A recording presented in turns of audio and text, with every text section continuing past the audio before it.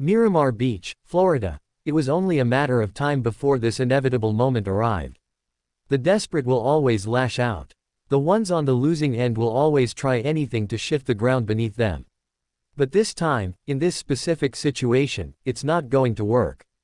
I don't need lectures from others about the good of the game, SEC Commissioner Greg Sankey says, his voice carrying that calm edge of someone who knows he's been holding the cards all along. Because, in his mind, he's the one who's been working to save the hides of the ACC and Big 12 this entire time.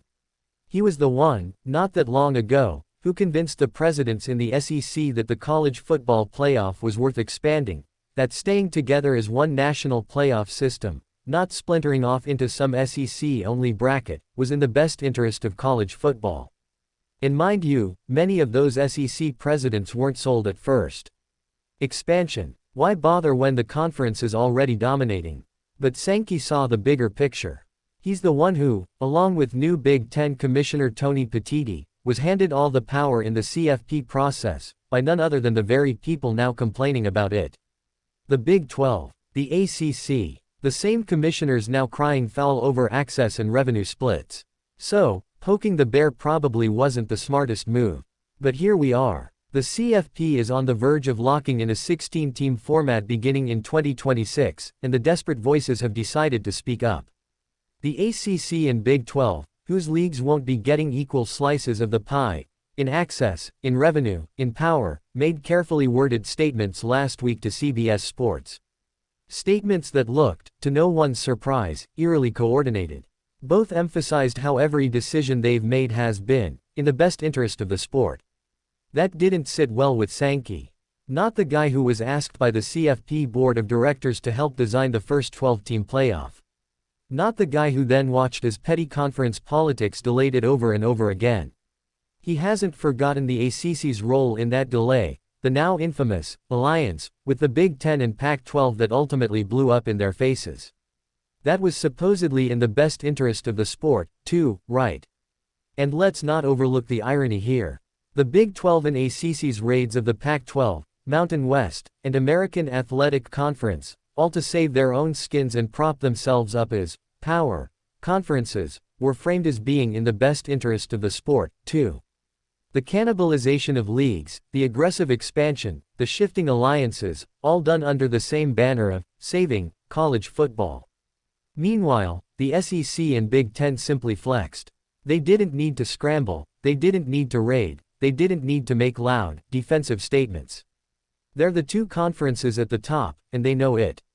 That's why when the conversation turns to playoff access, revenue distribution, and long-term planning, all eyes are on Sankey and Petitti. They're the ones steering the ship now. There's a reason why the playoff format, the television deals, and the seeding rules are starting to tilt more and more toward the SEC and Big Ten's favor.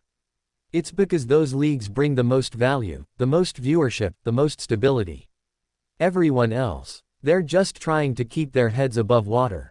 Sankey knows this. He's been in the room, making the deals, shaping the direction of the sport. So when the smaller power conferences try to cast themselves as the moral guardians, trying to frame the big leagues as bullies, he's not having it. Not after everything that's gone down in the last few years. Look, the CFP is moving toward a 16-team format for a reason. More teams, more games, more money. And yes, more headaches when it comes to deciding who gets in and who gets paid. But at the end of the day, Sankey and Petitti are holding the levers. Everyone else is just along for the ride. That's why these sudden complaints feel hollow. It's why Sankey's not taking the bait. He knows the SEC doesn't need to defend its position. It's earned. The reality is, the Big 12 and ACC's window of leverage has closed. Whatever power they once held, in alliances, in block votes, in backroom deals, has slipped away. The game has changed. The landscape has shifted. And Sankey, he's not wasting time arguing about what's fair or unfair. He's focused on what's next. On locking in a playoff system that secures the sex dominance for the next generation. On making sure the conference's schools keep pulling in the top talent, the top dollars, the top media deals. So sure, let the other commissioners vent. Let them issue their carefully worded press releases. Let them talk about fairness and balance and the good of the sport. Sankey will just keep doing what he's been doing, building, expanding, winning. Because at the end of the day, college football isn't about speeches or statements or political spin.